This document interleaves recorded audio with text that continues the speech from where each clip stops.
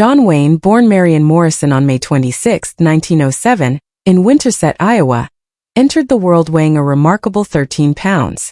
His father, Clyde, was a struggling pharmacist who opened one failed drugstore after another, while his mother, Mary, held dreams that seemed far beyond reach in their small-town life. By 1910, the family was bankrupt and living with Mary's parents in Des Moines. They moved repeatedly across Iowa before a devastating fire in 1914 destroyed their home in Brooklyn, pushing them to start over in California. In Glendale, young Marion found his first real friend in a large Airedale Terrier named Duke. A local fireman, amused by the sight of the boy and his loyal dog, began calling them Little Duke and Big Duke. Marion liked the nickname and adopted it for life. In high school, Duke Morrison stood tall at 6'4", excelling in football and academics, leading the Latin Society, and writing for the school paper.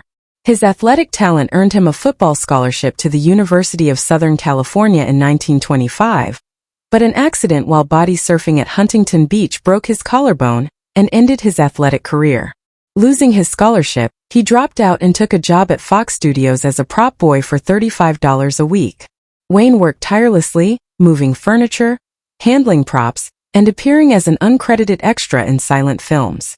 His big break came in 1930 when director Raoul Walsh spotted him moving equipment and decided he would star in The Big Trail. The studio gave him a new name, John Wayne, without even asking his opinion. The film was ambitious, shot in an expensive widescreen format, but it failed at the box office. Wayne was blamed and banished to low-budget westerns.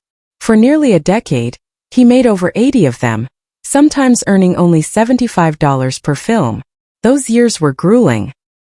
He performed his own stunts, suffering injuries from dangerous horse falls and rough fights.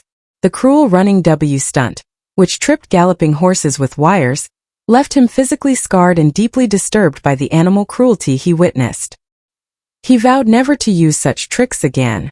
Under the guidance of stuntman Yakima Canet, Wayne developed his signature cowboy walk and demeanor.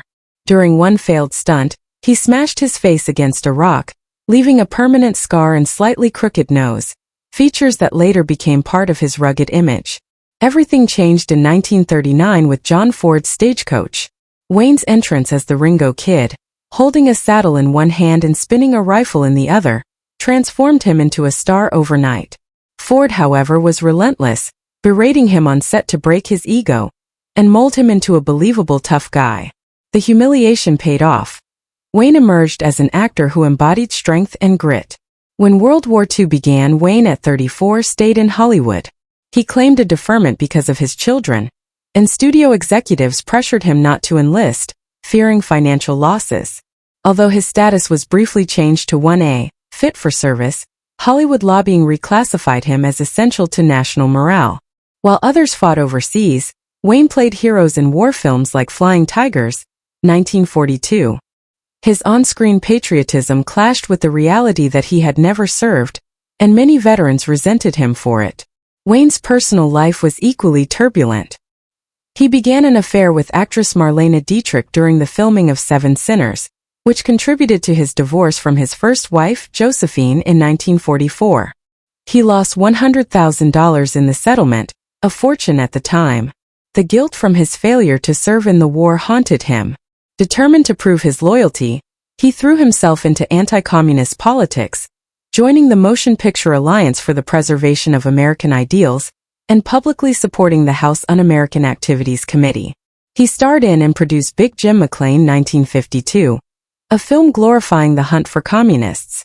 Wayne helped enforce the Hollywood blacklist, which destroyed hundreds of careers. Screenwriter Carl Foreman, who refused to name names during the hearings, was exiled from Hollywood after Wayne and others pressured studios to cut ties with him.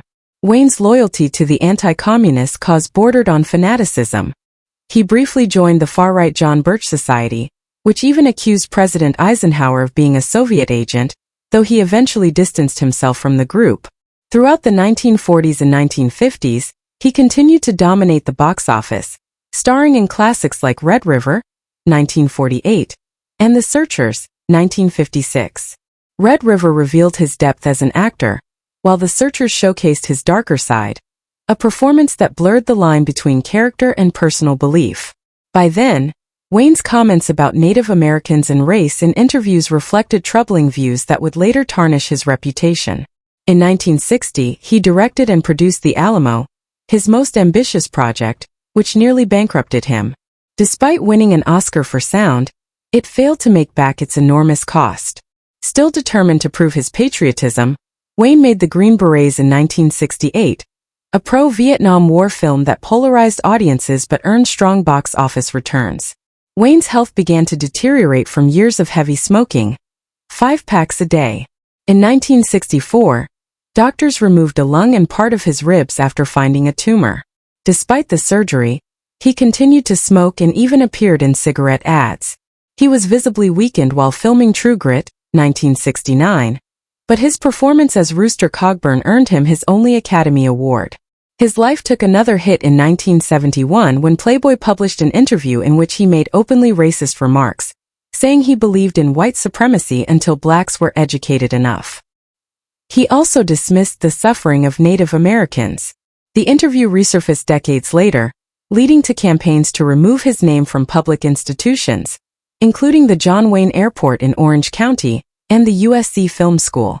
Amid these controversies, one of the strangest stories about John Wayne began to circulate, that Joseph Stalin had ordered his assassination.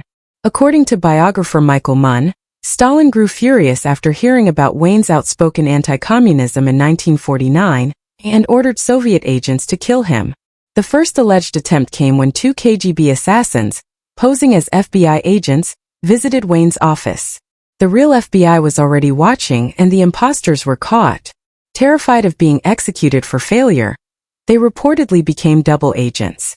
Another attempt supposedly occurred in Mexico in 1953, while Wayne was filming Hondo. Stalin was already dead, but the plot persisted. A sniper was captured before carrying out the mission. Wayne refused protection, reportedly saying, "I'm not going to hide away for the rest of my life. This is the land of the free." In one retelling, Wayne turned the tables on 2 Soviet operatives, pretending to execute them with blanks, terrifying them into cooperation. Years later, Soviet leader Nikita Khrushchev allegedly apologized to Wayne, admitting that Stalin had ordered his death. Some claim the agent's intelligence even aided the U.S. during the Cold War.